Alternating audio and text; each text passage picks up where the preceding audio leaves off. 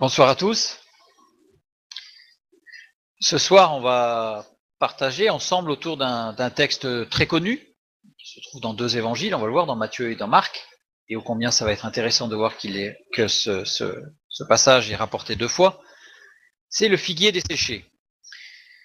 Pour ma part, quand plusieurs fois pendant des années je lisais ce passage, j'étais très surpris, voire ce passage me dérangeait. Me déranger parce qu'il laisse presque sous-entendre ou penser que Jésus peut sembler un peu bête, entre guillemets, puisque le récit se déroule en mars-avril, c'est-à-dire dans une période, ce n'est pas la période des figues, puisque les figues c'est en octobre, septembre-octobre. Il voit un arbre, un figuier avec des feuilles, il s'en approche, il n'y a pas de figues, et on a l'impression qu'il est même un peu caractériel, puisqu'il n'est pas content, et du coup il maudit l'arbre qui est séché, et voilà. Alors on en tire un enseignement pour le chrétien, etc., qu'il faut porter du fruit, tout ça, bon, d'accord, mais ça m'a toujours dérangé, pas très longtemps. Donc j'imagine que certains d'entre vous ont aussi été dérangés par cette lecture. Donc ce soir, je me suis dit, eh bien, on va aborder ce texte de façon un peu plus précise et on va voir que, évidemment, les choses sont beaucoup plus belles que ça. Commençons. Nous allons commencer par lire le texte dans Matthieu. Le texte est plus court. Matthieu chapitre 21. Voyant un figuier sur le chemin, il s'en approcha, mais il n'y trouva que des feuilles. Et il lui dit, que jamais fruit ne naisse de toi. Et à l'instant, le figuier sécha. Les disciples qui virent cela furent étonnés et dirent, comment ce figuier est-il devenu sec en un instant? Jésus leur répondit, je vous le dis en vérité, si vous aviez de la foi et que vous ne doutiez point, non seulement vous feriez ce qui a été fait à ce figuier, mais quand vous diriez à cette montagne, ôte-toi de là et jette-toi dans la mer, cela serait fait. Donc ça veut dire que non seulement on a l'impression que Jésus est un peu caractériel, mais que si nous, en tant que chrétiens, on est même un peu caractériel, c'est pas grave, parce qu'on pourrait dire un peu n'importe quoi, et ça se produirait. Si on a la foi. C'est assez surprenant. Et dérangeant quelque part. Maintenant, on va lire le deuxième texte, qui se trouve dans Marc. Versets 11 à 14 pour commencer. Jésus entra à Jérusalem dans le temple. Quand il eut tout considéré, comme il était déjà tard, il s'en alla à Béthanie avec les 12. Il sortit de Jérusalem vers Béthanie. Le lendemain, après qu'il fut sorti de Béthanie, donc il a dormi à Béthanie, ensuite il est sorti, Jésus eut faim. Apercevant de loin un figuier qui avait des feuilles, il alla voir s'il y trouverait quelque chose. Et, s'en étant approché, il ne trouva que des feuilles, car ce n'était pas la saison des figues. Prenant alors la parole, il lui dit, que jamais personne ne mange de ton fruit. Et ses disciples l'entendirent. Et la suite du récit se trouve des versets 19 à 23. Quand le soir fut venu, donc à la fin de la journée, ça c'était le matin, donc ça c'est le soir maintenant, Jésus sortit de la ville, donc de Jérusalem. Le matin, en passant, les disciples virent le figuier séché jusqu'aux racines. Pierre, se rappelant ce qui s'était passé, dit à Jésus, « Rabbi, regarde le figuier que tu as maudit a séché. » Jésus prit la parole et leur dit, « Ayez foi en Dieu. Je vous le dis en vérité, si quelqu'un dit à cette montagne, ôte-toi de là et jette-toi dans la mer, et s'il ne doute point en son cœur, mais croit que ce qu'il dit arrive, il le verra s'accomplir. » Parole extraordinaire, la fin, mais dans le contexte, c'est très surprenant, quoi. C'est très très surprenant. D'ailleurs, souvent, la fin est prise hors de son contexte. Souvent, on dit si tu as la foi, tu dis à cette montagne de se déplacer, elle se déplacera. La première chose qui est un peu choquante là, c'est que dans Matthieu, c'est en un instant, et dans Marc, c'est une journée. Donc déjà, il y a une sorte d'opposition. Alors, dans Matthieu, là, c'est rapide, mais c'est juste pour clarifier les idées. Il est dit, et à l'instant, le figuier sécha. À l'instant, c'est un mot qui est parakréma. Parakréma, qui veut dire en un court laps de temps par rapport à ce à quoi on s'attendrait. C'est-à-dire que c'est pas, ça ne définit pas un temps. C'est-à-dire que si on pourrait s'attendre, par exemple, à ce qu'on ait une floraison par an d'un arbre, et qu'à un moment donné, on en a une un peu avant, et bien ça sera ce mot-là, parce que c'est moins qu'un an. Si on s'attend à ce qu'il se passe quelque chose en 2 minutes et que ça se passe en 3 secondes, ce sera ce mot-là aussi. Ce mot-là ne définit pas que ça s'est passé en un instant, ça définit que ça s'est passé très rapidement, en une journée, en 24 heures. Puisqu'on le voit dans Marc. Ça aurait pu être en un instant, hein. Ça posait aucun problème, bien sûr. Mais le texte ne dit pas que ça s'est passé en un instant, mais en 24 heures. Donc voilà, ça c'est déjà pour clarifier la première chose. Donc en un instant, à chaque fois, on a ce même mot, hein, à chaque fois. Donc il n'y a pas de souci, on est clair. Le figuier a séché en 24 heures, puisque c'est le lendemain qu'ils l'ont vu sec. Enfin, en maximum 24 heures. Voilà. C'est quand le soir fut venu, Jésus sortit de la ville, et donc le matin, voilà, il est sorti de Jérusalem, il est allé dormir, il est revenu, et en revenant, c'est bien les 24 heures. Maintenant, on reprend notre texte de Matthieu. On va le relire, c'est le même que tout à l'heure. Hein. Voyant un figuier, donc le mot figuier, siken en grec. Siken, 6 occurrences. Donc ce mot est employé 6 fois dans la parole de Dieu. Dans Marc chapitre 11, versets 13 à 20 que nous venons de lire, donc dans le même récit du figuier maudit. Dans Luc au chapitre 13 et au verset 6, parabole du figuier qui ne porte pas de fruits.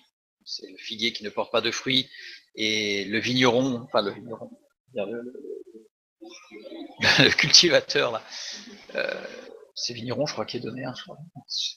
Bref, l'homme à qui appartient l'arbre lui dit on va couper l'arbre, et celui qui s'occupe de l'arbre lui dit non, on va pas le couper, je vais faire une tranchée tout autour, je vais mettre du fumier, je vais l'alimenter, tu vas voir, il va former des fruits, etc. Et le propriétaire lui dit mais il faut le couper cet arbre parce qu'il est il occupe de la terre pour rien. Donc on est dans cette parabole là. Luc chapitre 21, remarque du figuier marqueur de temps, c'est-à-dire vous voyez quand le figuier commence à fleurir que le temps est proche. Donc là, c'est pour marquer les temps de la fin. Hein. Jésus dit le figuier est un repère. Il y a forcément un aspect prophétique dans ce qu'il dit. Jean chapitre 1, verset 48, Jésus vit Nathanaël sous le figuier. Donc là, c'est précisé, il y a une importance. J'en parlerai à la fin. Et le siken, en grec, désigne un ficus carica. Alors le ficus carica, c'est le nom commun. Alors il y a d'autres noms, hein, figuier, figuier comestible, figuier commun, figuier de cari ou arbre acarique. Alors pourquoi cari et carique? Parce qu'en référence à la cité antique en Asie mineure qui produisait des figues sèches qui étaient connues, voilà, et qui étaient qu'on appelait cari, tout simplement. Il existe deux types de ficus carica. Ceux qui produisent des fruits une fois par an, on les appelle les figuiers unifères. Donc en général, c'est septembre-octobre, voilà, récolte en automne. Et ceux qui produisent des fruits 2 fois par an, on appelle les figuiers bifères. Certaine logique, avec récolte en début d'été et en automne. Donc fin juin, début juillet, et en automne. Donc de toute façon, notre récit se déroulant en mars-avril, de toute façon, c'était pas la saison des figues, ni en unifère, ni en bifère.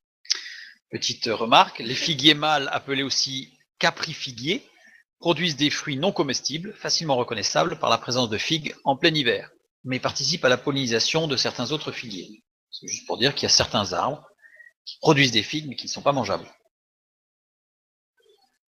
Les figuiers mâles, qui sont que mâles, parce qu'il existe des figuiers qui sont les deux. C'est compliqué. Hein. Chez les figuiers, il y a 400 espèces à peu près. 400 espèces. 400 espèces, oui, on y arrive. Voilà. Donc, et le récit, comme je l'ai dit, se déroule en mars-avril, donc de toute façon, ça pose quand même un problème. Ça pose quand même un problème. Mais on va voir qu'un peu de connaissance en botanique va nous permettre de répondre à beaucoup de questions. Maintenant, le fruit du figuier. Qu'est-ce que c'est que le fruit du figuier? La figue. Merci Frédéric. La figue. Eh bien non.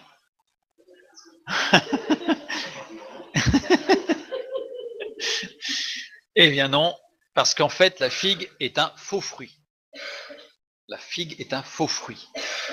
C'est un abus de langage, puisque le fruit vrai, le vrai fruit, est issu du seul pistil fécondé de la fleur. Or, la figue n'est pas issue du pistil de la fleur.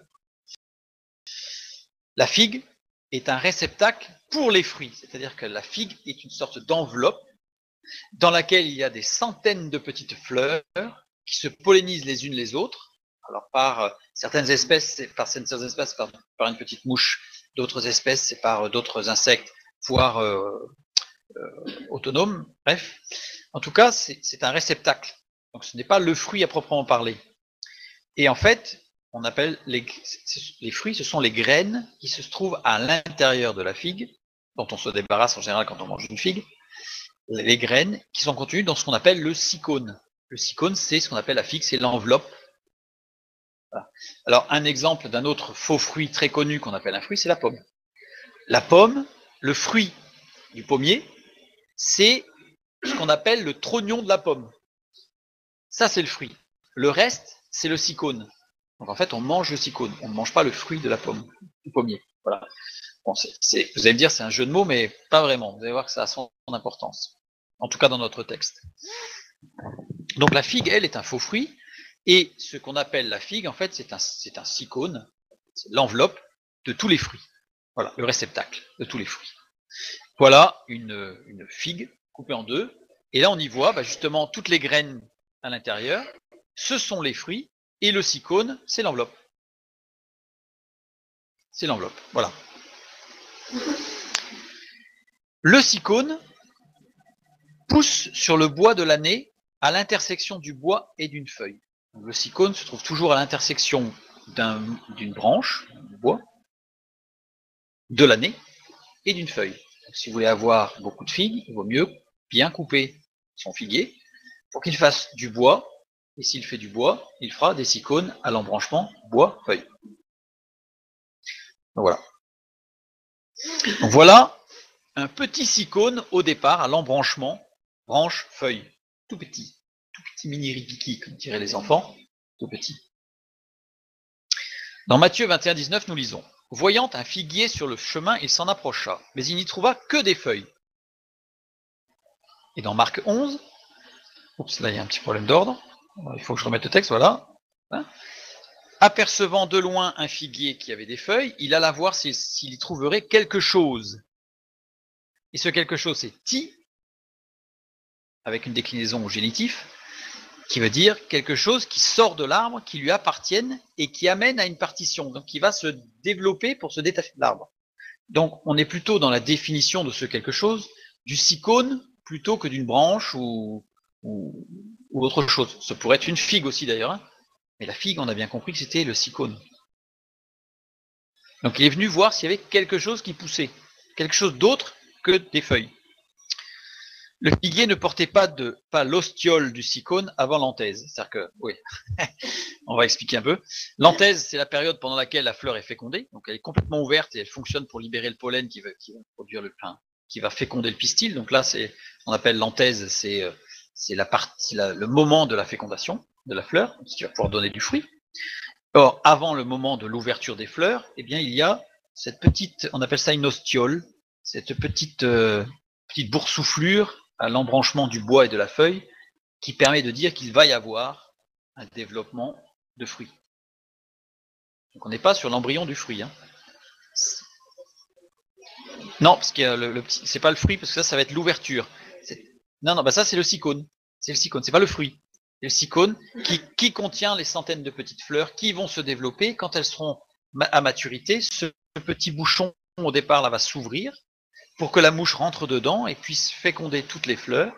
Et à ce moment-là, les fleurs vont se développer et le sycone va grossir et tous les fruits à l'intérieur vont se développer. Voilà. On a d'autres fruits comme ça, il y en a plein. Hein. Je voulais parler devant la poire, pareil, un faux fruit. On a la pomme, on a la banane. Alors la banane, c'est encore pire, puisque la banane, oui, c'est une petite mouche, hein, c'est une espèce de mouche. Hein. La banane ne porte pas de graines, en fait. C'est la fleur du bananier. La fleur, mais la banane n'est pas n'est pas à proprement parler le fruit qui va permettre au bananier de se reproduire. Dans la banane, il n'y a aucune semence. Dans la fleur. Voilà. Vous voyez, donc on a une tendance, nous on parle de fruits, mais enfin c'est un abus de langage. Voilà. Donc ça c'est l'anthèse, et l'ostiole, je vous dis, c'est le petit morceau qui était là. Donc c'est-à-dire que quand Jésus s'est approché du figuier, il ne s'attendait pas à voir des figues. D'ailleurs, le texte biblique ne nous dit jamais qu'il s'attendait à voir des figues. Il s'attendait à voir quelque chose qui sortait de l'arbre. Donc il a regardé, il avait faim, mais il a regardé ce qui était, s'il y avait cette ostiole, ce qu'on appelle maintenant, enfin, en botanique, l'ostiole, le petit bouc de départ, qui va se développer en cycone. Ça, donc ce que vous avez sur la photo. Donc c'est tout petit. C'est pour ça qu'il a fallu qu'il s'approche d'ailleurs, parce que quand vous voyez un figuier, vous voyez de loin s'il y a des figues. Pas besoin de s'approcher tout près. Donc là, il s'est approché pour voir ça. On reprend notre texte. Juste le verset 19. Voyant un figuier sur le chemin, il s'en approcha, mais il ne trouva que des feuilles. On a compris pourquoi. Il n'y avait pas d'ostiole. Et il lui dit que jamais fruit ne naisse de toi. Et dans Marc 11, 14, prenant alors la parole, il lui dit que jamais personne ne mange de ton fruit. Et ses disciples l'entendent. Là, on a cette parole de Jésus, ce qu'on appelle le moment où Jésus, entre guillemets, maudit le figuier. Vous remarquerez que j'ai jamais employé ce mot, parce qu'il ne le maudit pas, on va voir. C'est extraordinaire ce que fait Jésus. Que jamais, dans les deux textes, c'est une expression grecque, eiston aiona. Eis, pour. Comme dans Acte 2,38. Pour le pardon de vos péchés. Eis, pour le pardon de vos péchés. Qui peut avoir deux sens. Le mot pour peut avoir deux sens. Comme dans l'expression Pierre Durand est recherché pour meurtre. Si on dit Pierre est recherché pour meurtre, Pierre, ça veut dire que Pierre est recherché parce qu'il peut commettre un meurtre. Ça peut aussi vouloir dire parce qu'il a commis un meurtre. Donc dans le pour, on peut comprendre soit un sens de futur, soit un sens de passé. Or, le dernier sens est le plus correct. Parce qu'il est évident que le mot pour signifie une action dans le passé. Pourquoi ? Parce que si on considère qu'il a un sens dans le futur, c'est-à-dire que tout le Nouveau Testament est à remettre à plat, et qu'on n'est plus dans le salut par grâce, mais le salut par les œuvres. Puisqu'à chaque fois, c'est le salut, c'est pour le salut. Jésus est venu pour le salut. Donc c'est quelque chose pour pardonner ce qui est passé. Bien sûr qu'il a pardonné ce qui est futur, dans le sens où on lui demande pardon. Mais il est venu pour entériner, pour accomplir ce qu'on a vu la dernière fois, pour accomplir la loi. Donc sinon, on détruit complètement l'enseignement du Nouveau Testament du salut par la grâce et non par les œuvres. Donc ce mot pour est très important, c'est pour quelque chose de passé. Donc, or ici dans l'expression, Jésus, elle nous est retranscrite dans le Nouveau Testament, dans les deux passages, avec ce même pour, eis, pour quelque chose de passé. Et ton c'est le, mais avec une déclinaison à l'accusatif. L'accusatif, ça veut dire quoi ? Ça veut dire que ça introduit l'objet direct du verbe.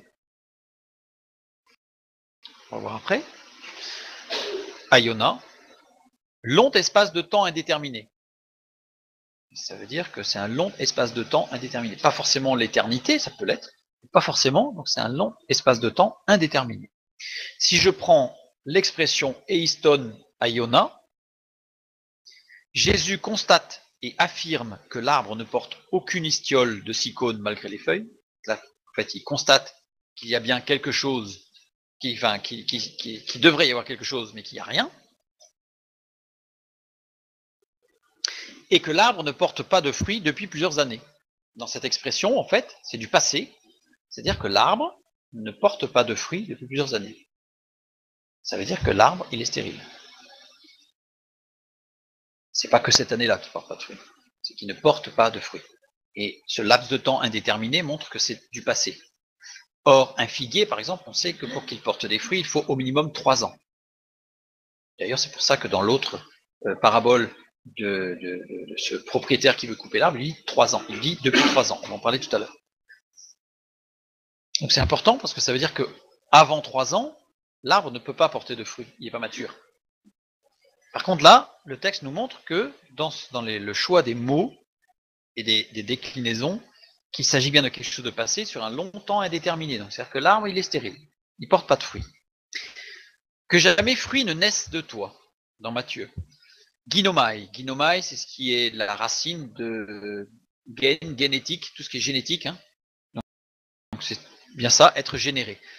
Si on le traduit, que jamais fruit ne soit généré de toi, sorte de toi. Bon, on comprend.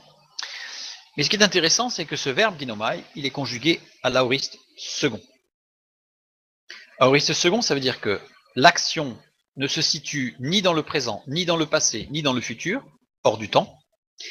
mais qu'elle contient une action sur le futur. Ce qui est assez logique dans la phrase, on comprend. Hein.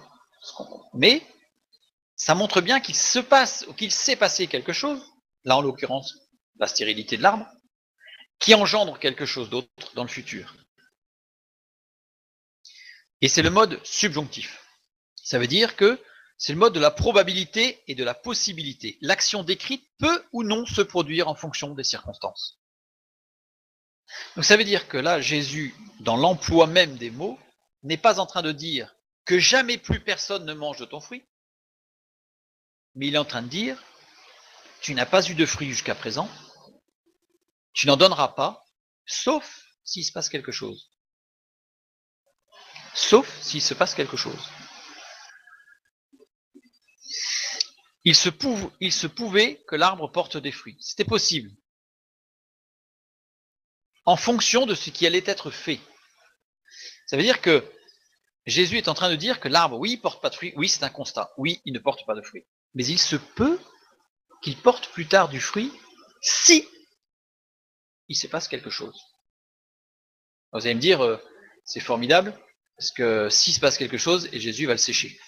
Comme ça, au moins, c'est sûr qu'il n'en prendra plus, et on va voir pourquoi. Maintenant, si je prends dans Marc, que personne ne mange phago. Phago, ça veut dire manger, se nourrir, manger. Tant aoriste second aussi. Donc c'est pas, évidemment, c'est pas possible, mais c'est pas une erreur du premier, quoi, de Matthieu.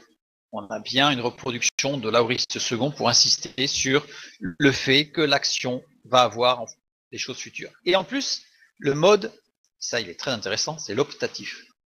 Alors, il faut juste savoir quand même que l'optatif, c'est un mode qui n'existait plus à la période de l'écriture du Nouveau Testament, depuis au moins un siècle et demi. Donc ça veut dire que si il est employé là, c'est parce que ça a un sens particulier puisqu'il n'existait plus. On ne l'employait plus, c'était que dans le grec antique. Or là, il est à l'optatif. Et l'optatif, c'est exprime un désir, un souhait pour qu'une action dont on ignore le résultat puisse se réaliser. Ça veut dire que là, Jésus, dans Marc insiste sur le fait que Jésus souhaitait ardemment que l'on puisse manger les fruits de cet arbre. Alors c'est encore plus surprenant parce qu'il va le sécher. Donc voilà, et ce mode est très rarement utilisé dans le Nouveau Testament car il n'était presque plus en usage à cette époque, on ne le retrouve pas en fait. Jésus exprime un profond désir de voir cet arbre porter des fruits. Dans cette phrase. Donc c'est pas une malédiction violente, c'est plutôt le souhait profond qu'il y ait des fruits, qu'il y ait des fruits sur cet arbre. Et pourtant, le figuier sécha. Jésus exprime des sentiments forts vis-à-vis de cet arbre en disant en souhaitant fortement que cet arbre puisse produire des fruits, et à la grande surprise, il le fait sécher. Ça paraît encore plus étrange. Continuons le texte. Deuxième partie du verset 20, chapitre 21 de Matthieu. Et en un laps de temps très court, j'ai exprès changé l'expression à l'instant par en un laps de temps très court, le figuier sécha. Très court par rapport à ce qu'on pourrait s'attendre d'un arbre qui doit sécher, quoi. Marc chapitre 11, verset 20.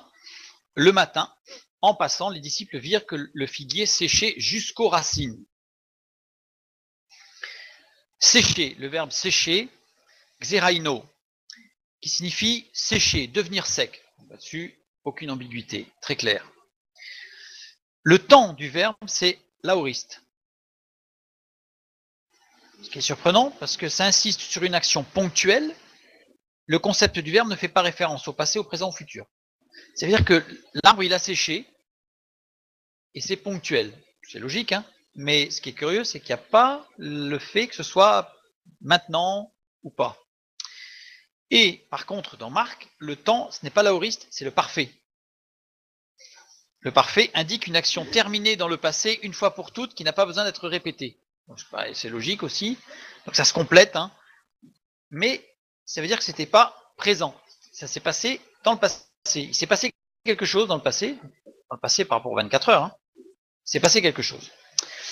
Sécha, ici, c'est la voie passive. L'arbre a subi ce qui lui est arrivé. C'est pas l'arbre lui-même, c'était pas une maladie, par exemple, qui était à l'intérieur de l'arbre et qui l'aurait amené à sécher. Donc c'est qu'il a subi quelque chose d'extérieur qui fait qu'il a séché. Dans Marc, c'est aussi la voie passive. Jusqu'aux racines. Jusqu'au ec. Ec, hors de, depuis. Donc il a séché hors des racines. L'arbre a séché dans sa partie aérienne à partir des racines, mais sans les racines. Quand on dit jusqu'aux racines, c'est-à-dire que ça s'est arrêté aux racines. Le mot ec, ça veut dire que c'est hors des racines, mais pas les racines. Donc c'est la partie aérienne qui a séché. Tronc, branche, feuille, tout a séché. Et cette action peut se produire ou s'être produite à tout moment. C'est pour ça que c'est l'aoriste. C'est-à-dire que c'est une action qui s'est produite là, mais qui peut très bien se reproduire à tout moment.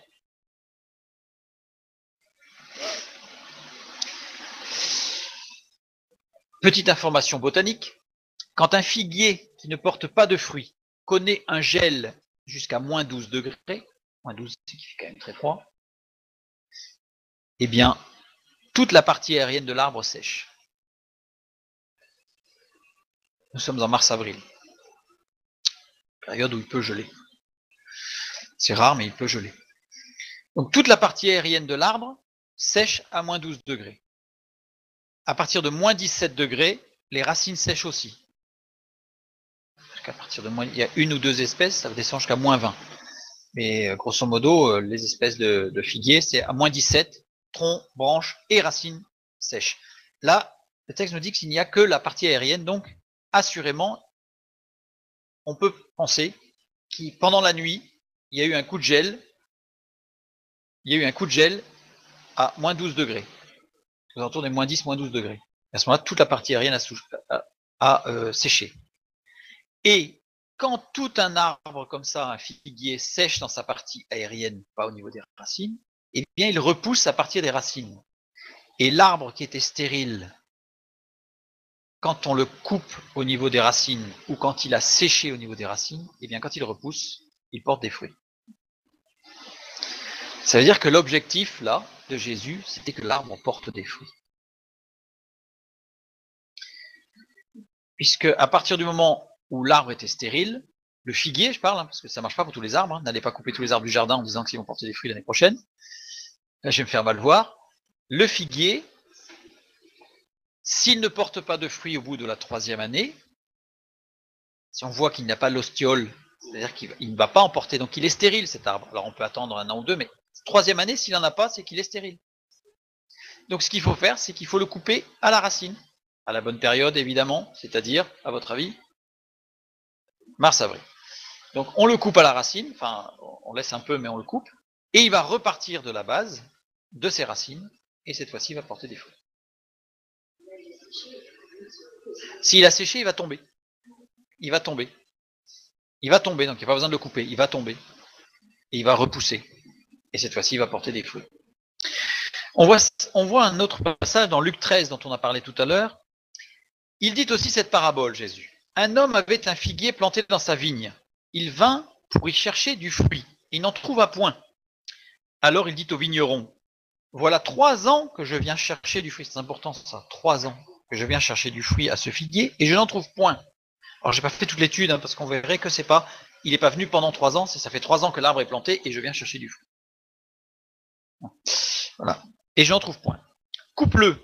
Pourquoi occupe-t-il la terre inutilement? Sous-entendu, c'est pas parce que si on continue à le laisser comme ça, il va occuper la terre inutilement. Ça sert à rien. On repart à zéro, on le coupe et il va repousser. Le vigneron lui répondit, Seigneur, laisse-le encore cette année. Je creuserai tout autour, j'y mettrai du fumier. Peut-être à l'avenir donnera-t-il du fruit, sinon tu le couperas. Eh bien le sens, on ne va pas l'étudier ce soir, mais le sens profond de cette parabole, c'est ceci. Bien souvent, Nous ne voulons pas des méthodes radicales de Dieu, je mets entre guillemets, parce qu'elles sont radicales, les méthodes de Dieu, mais efficaces. Mais on les trouve trop radicales. Alors qu'est-ce qu'on fait? Eh bien, on applique nos méthodes humaines. Je vais creuser autour, je vais mettre du fumier, mais pour un figuier stérile, ça sert à rien. Il restera stérile. Pour un figuier, ça sert à rien. Pour certains arbres, oui, et pour le figuier, non. Résultat, cette parabole est en train de nous dire, c'est Dieu qui est le propriétaire du figuier, qui dit, ce figuier, il porte pas de fruits, on le coupe et il va redémarrer. Et le vigneron dit, oh non, non, non, c'est un peu trop radical, on va y creuser. Donc le vigneron, il va travailler pendant 1 an autour de l'arbre, pour rien. Non, parce qu'en fait, la vigne et le figuier, en fait, sont de la même famille. Mais oui, mais c'est la parabole de Jésus, c'est pour nous montrer que très souvent, il ne faut pas dire trop souvent, nous refusons les méthodes de Dieu. Parce que nous, on a des méthodes. Non, mais non, Seigneur, ça c'est un peu trop radical. Alors nous, on va faire quand même mieux avec amour, quoi. Hein, même si Dieu n'est pas amour, bien sûr. Non. Cette parabole, elle nous montre tout simplement que bien souvent, nous ne voulons pas des méthodes radicales de Dieu, qui pourtant sont les seules solutions pour porter des fruits, et nous perdons du temps avec nos propres méthodes humaines. Voilà le sens de cette parabole. Continuons sur la nôtre de parabole. On revient sur Matthieu 21. Jésus leur répondit, je vous le dis en vérité, si vous aviez de la foi et que vous ne doutiez point, non seulement vous feriez ce qui a été fait à ce figuier, mais vous diriez à cette montagne, ôte-toi de là et jette-toi dans la mer, cela se ferait. Tout ce que vous demanderez avec foi par la prière, vous le recevrez. Ce texte-là, il suit juste après l'enseignement de Jésus sur ces méthodes radicales, entre guillemets. Résultat, vous feriez ce qui a été fait à ce figuier. Vous emploieriez les méthodes de Dieu. Si vous aviez la foi, vous écouteriez les méthodes de Dieu et vous les appliqueriez. C'est ça qu'il est en train de dire là, Jésus. Il n'est pas en train de dire, ah, si vous aviez la foi, vous pourriez faire plein de petites choses un petit peu bizarres. Il dit, si vous aviez la foi, si vous aviez une vraie confiance en Dieu, vous accepteriez les méthodes radicales de Dieu dans votre vie et dans ceux qui vous aiment. Mais très souvent, on n'en veut pas. Ah mais non, c'est un peu dur quand même, Seigneur. C'est un peu dur quand même. Le Seigneur sait exactement ce qu'il faut pour porter des fruits. Et là, on comprend mieux tout le reste du verset. Alors, je ne vais pas l'étudier ce soir parce que ça prendrait trop de temps. Mais on comprend. Mais vous diriez à cette montagne, etc. Tout ça sont des choses extraordinaires, mais ce sont les méthodes de Dieu. Ce sont des méthodes radicales de Dieu. Parce que nous, plutôt que de dire on va déplacer la montagne, on pourrait dire on va contourner la montagne, on va creuser un tunnel, j'en sais rien. Bref, on va pas étudier ce soir, mais comprenez bien que ce passage-là, voilà ce qu'il veut dire. Ça nous rappelle un autre passage dans Romains chapitre 11, verset 22. Vous allez voir toutes les ouvertures de compréhension de la parole de Dieu, c'est extraordinaire. Romains 11, 22. Considère donc la bonté et la sévérité de Dieu, la sévérité envers ceux qui sont tombés et bonté de Dieu envers toi, si tu demeures ferme dans cette bonté. Autrement, tu seras aussi retranché. C'est violent ça. Prenons ce texte d'un peu plus près. Considère donc la bonté de Dieu, la bonté Christotes. Christotes, bonté, intégrité, honnêteté, vertu. Jusque-là, très bien. Et la sévérité de Dieu, apotomia. Apotomia qui veut dire sévère, rigoureux. On comprend. Mais ça veut dire aussi tranchant. Et d'ailleurs, le mot bonté, Christotes, qui est utilisé ici, vient de la racine Christos, qui veut dire traitable, docile, en opposition à ce qui est tranchant. La sévérité de Dieu, cette sévérité rigoureuse et tranchante, envers ceux qui sont tombés, pipto. Pipto, ça veut dire se prosterner, tomber, être abattu, tomber vers l'avant. Donc c'est soit tomber vers l'avant dans la prosternation, soit être abattu, soit se prosterner aussi contre une idole, devant une idole. Ce mot est utilisé dans tous les sens. Donc ceux qui sont tombés, le temps c'est l'aoriste second à nouveau. Donc quelque chose qui peut se produire à tout moment, mais qui va avoir des implications dans le futur. une action passée, présente ou future qui amènera la chute. Il y a un mot ensuite qui n'est pas traduit, mène, une particule qui ajoute de la force à ce qui est dit. C'est comme si on disait, nous en français, sûrement, certainement, sans aucun doute. Sévérité envers ceux qui font ou ont fait des choses qui amèneront à leur chute de façon certaine. Voilà littéralement le texte. Tu seras aussi retranché. Celui qui ne tient pas ferme dans la bonté de Dieu, mais il sera retranché. Retranché, ekopto. Ekopto, couper. C'est un mot qui veut dire couper comme on coupe un arbre. C'est couper un arbre. Donc tu seras coupé, mais non pas pour être tué. On a bien compris. Ek, préposition indiquant un point de départ. Donc il y a un point de départ dans l'expression. Et kopto, qui veut dire couper ou qui veut dire être frappé par le chagrin. Malheureusement, nous sommes ainsi faits que c'est par la souffrance que nous arrivons à comprendre notre état de pécheur. Malheureusement. C'est triste, mais c'est comme ça. La nature humaine est ainsi faite, c'est comme ça. Et donc, en fait, petit rappel de qu'est-ce qui est tranchant dans la parole de Dieu, Hébreux 4, 12, car la parole de Dieu est vivante et efficace, plus tranchante qu'une épée quelconque à deux tranchants, pénétrante jusqu'à partager âme et esprit. Elle est capable, la parole de Dieu, de partager ce qui est du pur sensoriel, de ce, ou émotionnel, ou sentimental, de ce qui est spirituel. Seule la parole de Dieu est capable de le faire. Jointure et moelle. Elle juge les sentiments et les pensées du cœur. Donc tout ça, les décisions ou les actions de Dieu nous semblent parfois sévères. Je dirais, comme j'ai employé le mot, radical, dur. Mais pourtant, elles anticipent nos erreurs. Parce que, comme le dit le texte de l'apôtre Paul dans Romains, sévérité envers ceux qui ont fait ou qui font des choses qui les amèneront d'une façon certaine à la chute. Donc Dieu va intervenir avant qu'on arrive à la chute. On a déjà entamé le processus et Dieu connaît la fin du processus.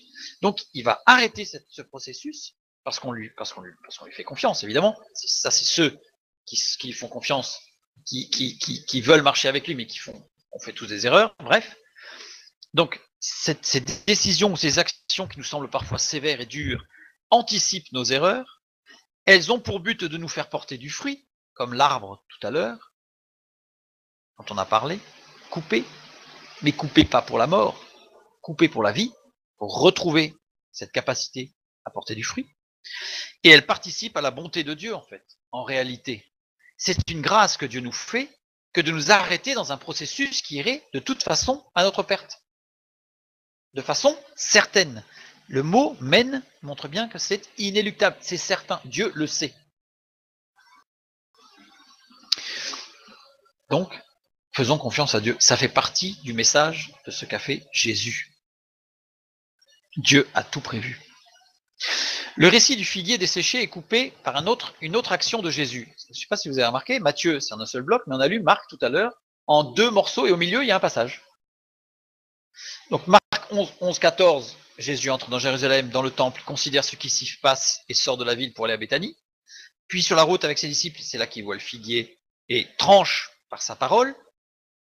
J'ai pris ce mot exprès en allusion, je ne l'ai pas mis là, mais à l'Apocalypse, quand il est dit qu'il est celui qui a la bouche à double tranchant, donc il parle avec l'épée à double tranchant, donc c'est la parole de Jésus. Et ensuite, on a Marc, des versets 11, toujours, chapitre 11, 19 à 23. Donc c'est le lendemain matin, en passant, les disciples voient le figuier séché au-dessus des racines. J'ai remis exprès au-dessus et non pas jusqu'au. Et au milieu, qu'est-ce qu'on a ? Des versets 15 à 18, Jésus qui chasse les vendeurs du temple, vendeurs et marchands du temple. Il se révèle comme le gardien du temple.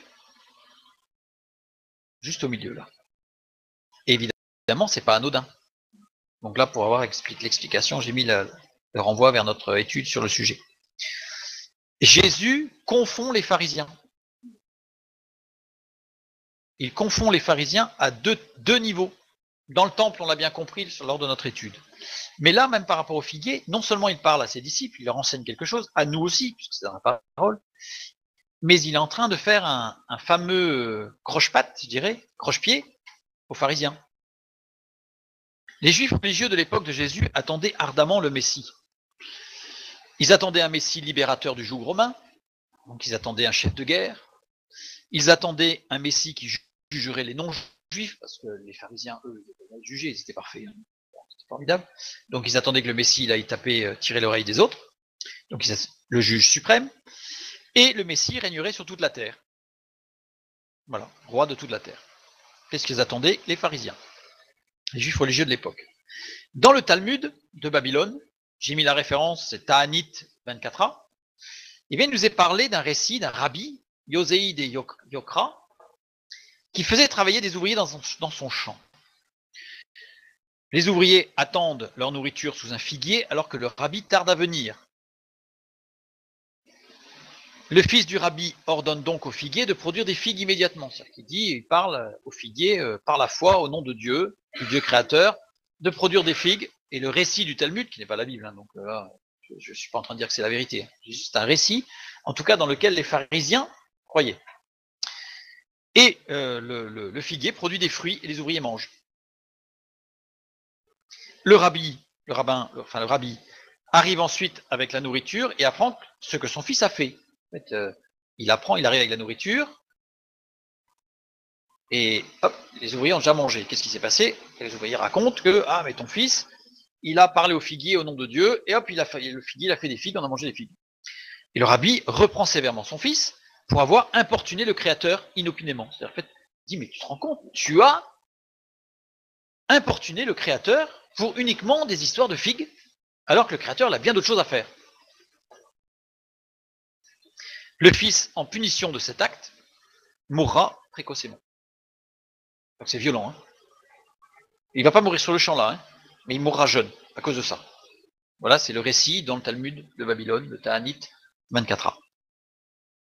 Jésus, lui, il est venu pour donner à tous la possibilité de porter du fruit. Ça, c'était un enseignement des pharisiens. Donc là, Jésus, lui, fait l'inverse. Jésus, il aurait pu, en tant que fils de Dieu, dire au figuier, je veux des figues. Il y aurait eu des figues. Mais Jésus, il n'est pas venu avec une baguette magique pour faire plom, plom, plom. Jésus, il est venu pour rétablir toute chose dans son ordre de création. Et donc, il se présente comme le fils du Créateur, le fils du Maître, et en tant que fils du Maître, il respecte le Maître et la création, et il va faire que les choses produisent naturellement des fruits. Jésus est venu pour rétablir toute chose selon la volonté du Créateur, mais pas avec la méthode des hommes. Et donc les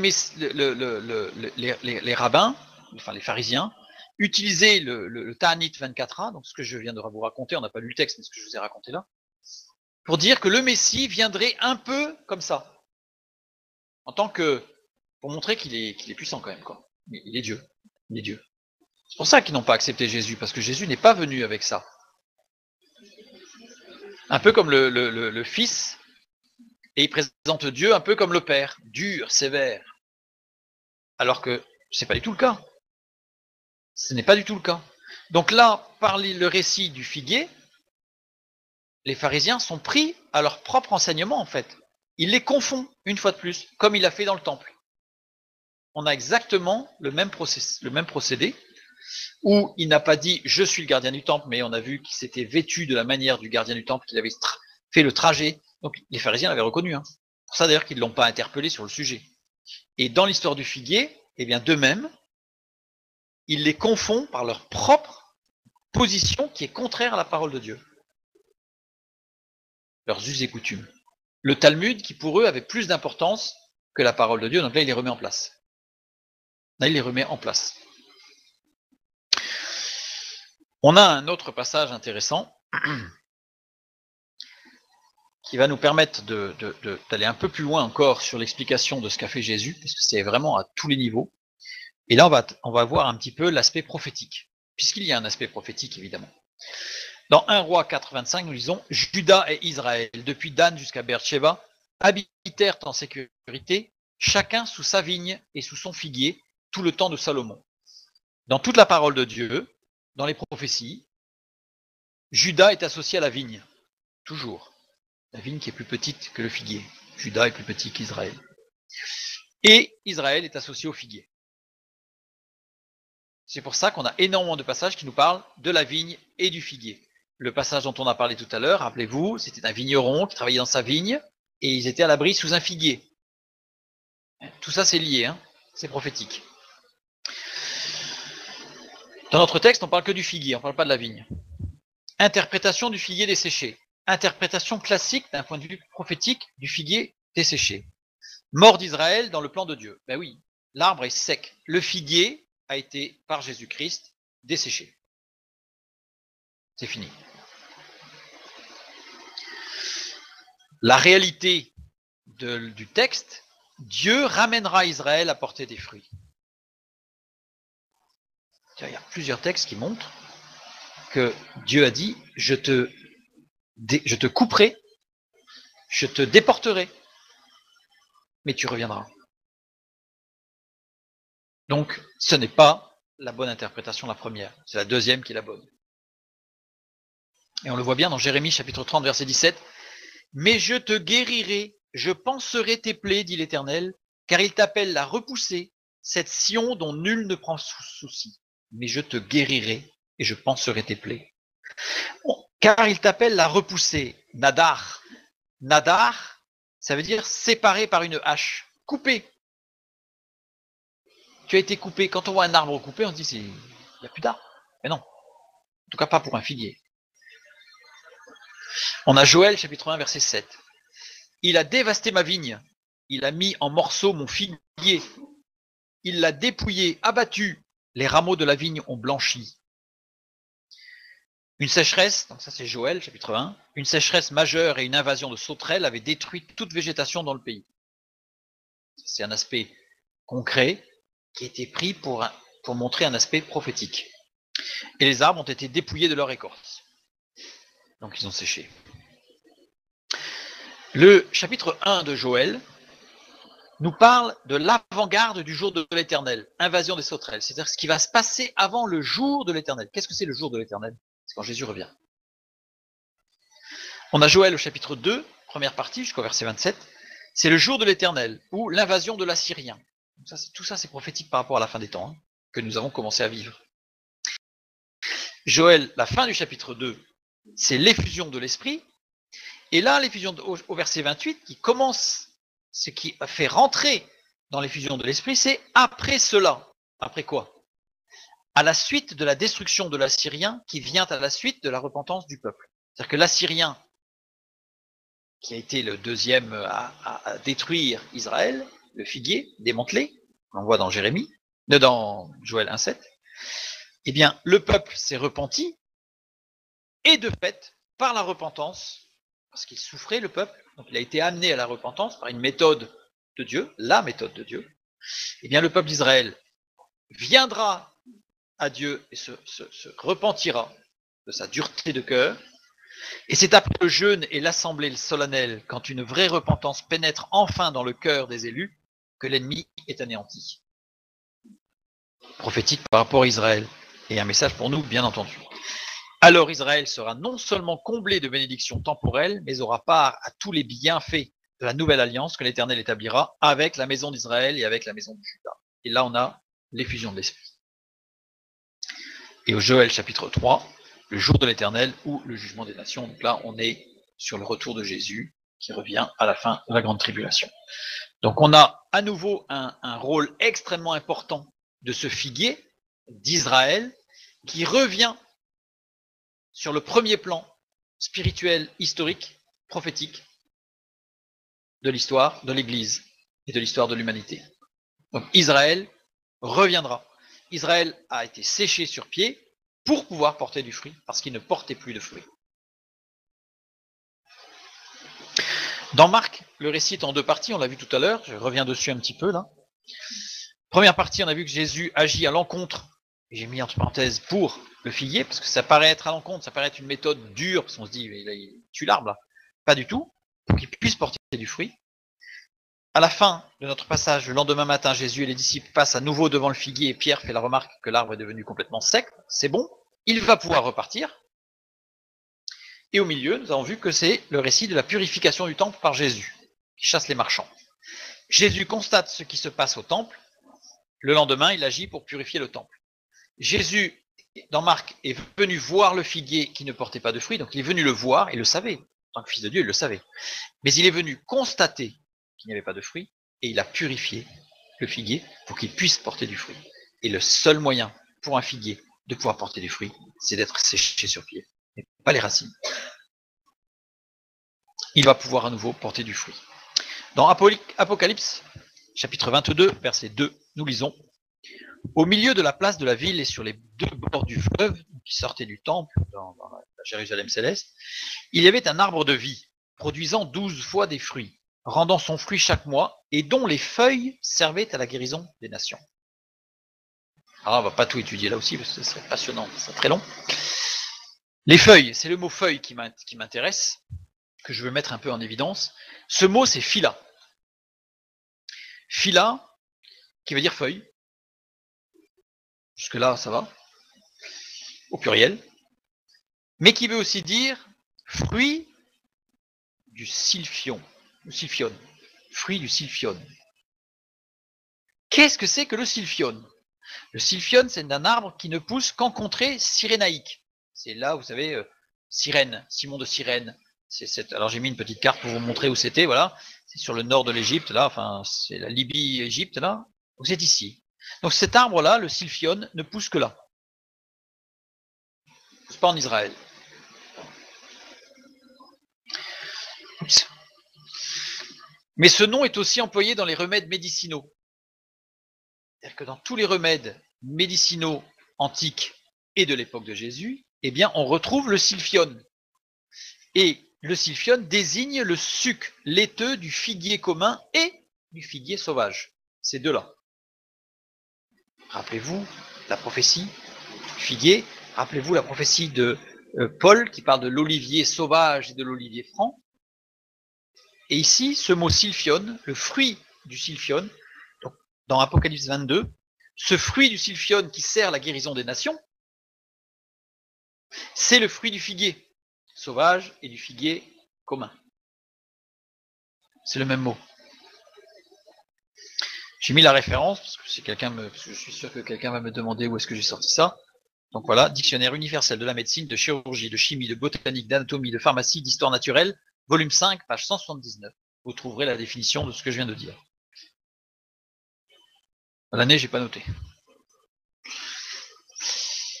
Israël servira aussi pour la guérison des nations. Ça revient à ce qu'on vient de dire, c'est que le figuier n'avait pas pour vocation à être détruit, au contraire, il avait pour vocation à porter des fruits, comme Israël qui portera des fruits. Ce mot phyla est employé 6 fois dans la parole de Dieu.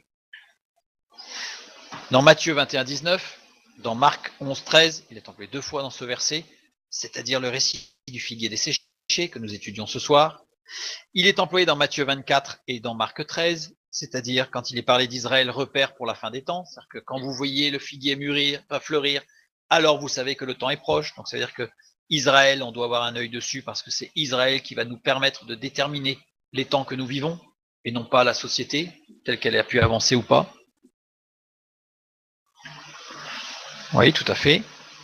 Comme le mot figue 6 fois. Et on le retrouve dans Apocalypse 22, 2. Ici. Ce qui montre une fois de plus le lien très étroit qu'il y a entre ces feuilles qui servent à la guérison des nations et Israël. Parce que ce mot n'est employé que concernant Israël. D'ailleurs, il y a bien fait une différence entre rendant son fruit chaque mois et dont les feuilles. Ce sont 2 mots différents, c'est bien 2 choses différentes. Et pour terminer, par rapport à la guérison des nations, je voulais mettre un petit clin d'œil par rapport à la figue et au figuier, qui est un passage très connu. Le fruit du figuier pour la guérison. 2 Rois, chapitre 20, verset 7. Ésaïe dit, prenez une masse de figues, on la prit et on l'appliqua sur l'ulcère, et Ézéchias guérit.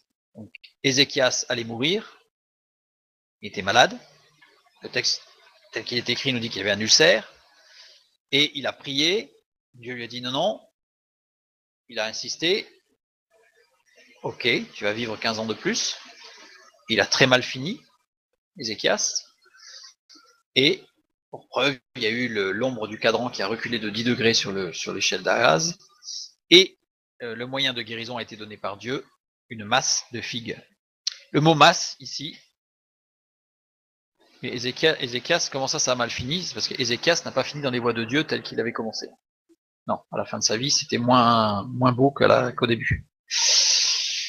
La masse, ici, Débelet.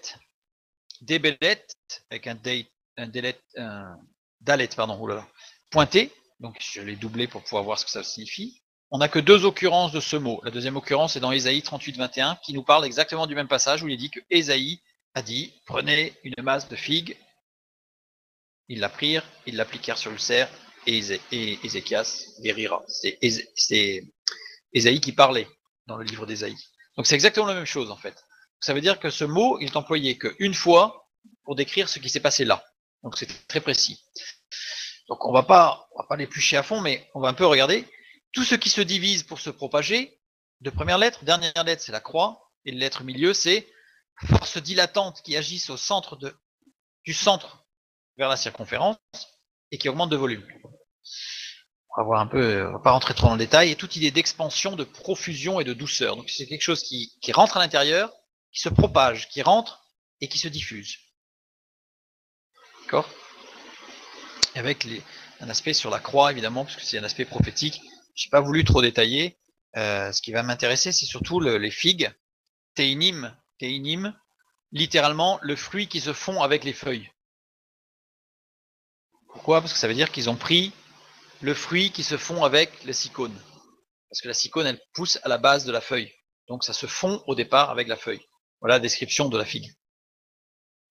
Et surtout l'ulcère, acérim, c'est une nécrose. Donc Ézéchias était atteint d'une nécrose. Alors on va regarder d'un peu plus près, comme le shin est pointé, ça veut dire qu'on le double, et on regarde les lettres. C'est quelque chose qui se ramollit, suite ou en raison de un effort physique soutenu, et les deux dernières lettres, et ce qui dépouille et opprime, qui vient opprimer le corps. Cette description, je ne rentre pas dans les détails, il s'agit d'une nécrose ischémique. Ça veut dire que c'est une nécrose ischémique vient de deux choses, soit d'un infarctus, ça peut venir aussi d'un caillot sanguin qui vient obstruer certaines artères, ce qui va finir par un infarctus, soit une grande brûlure qui s'est infectée, ça fait une nécrose. Une nécrose qui après se diffuse dans le corps et qui finit par la mort. Donc il était atteint d'une nécrose ischémique. Ésaïe, de la part de Dieu, dit « mettez une masse de figues ». Alors on ne sait pas exactement ce que c'est que cette masse de figues. Cette masse, c'est quelque chose qui se divise et se propage, donc ça devait être un peu liquide, et que ça diffusait dans les tissus. Ça a été mis sur la nécrose, donc sur la plaie. Ce que l'on sait, c'est que la figue contient des enzymes, en particulier les protéases, qui interviennent dans la maturation des protéines, dans la digestion des aliments, la coagulation sanguine, le remodelage des tissus au cours de développement de l'organisme et la cicatrisation. En fait, on a des choses extrêmement puissantes dans la figue pour la reconstitution cellulaire et pour le tube digestif. On a la ficine. La ficine, c'est une enzyme aussi qui ne se retrouve que dans le figuier. La ficine, on n'en trouve nulle part ailleurs.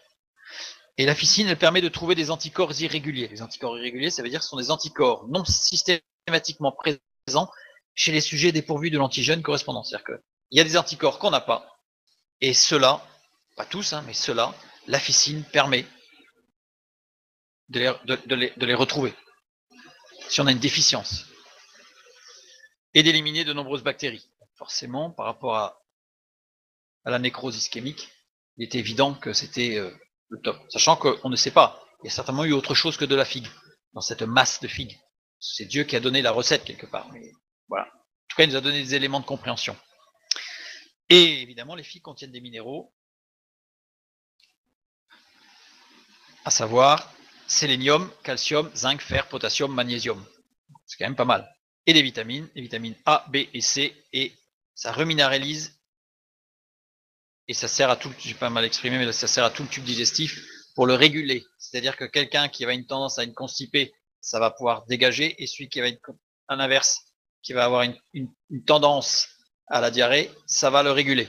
Donc dans tous les cas, ça régule. Voilà.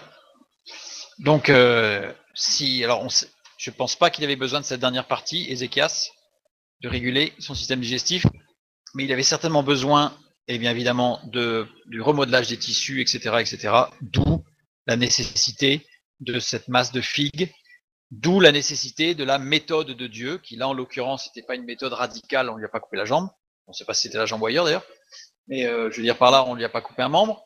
Dieu est sage aussi, mais il a des méthodes qui sont ses propres méthodes, et donc gardons ces méthodes, appliquons ces méthodes, même si elles nous paraissent radicales et sévères, entre guillemets, parce qu'elles sont là comme manifestation de la bonté de Dieu pour nous protéger dans un processus que nous avons nous-mêmes engagé et qui nous amènera inéluctablement à la chute.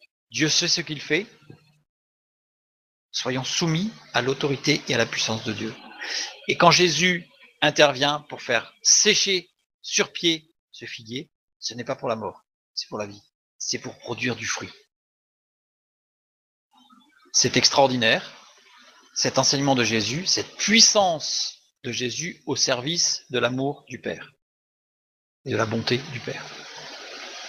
Appliquons les méthodes de Dieu. Arrêtons les méthodes humaines qui n'aboutissent à rien. Que Dieu vous bénisse et à bientôt.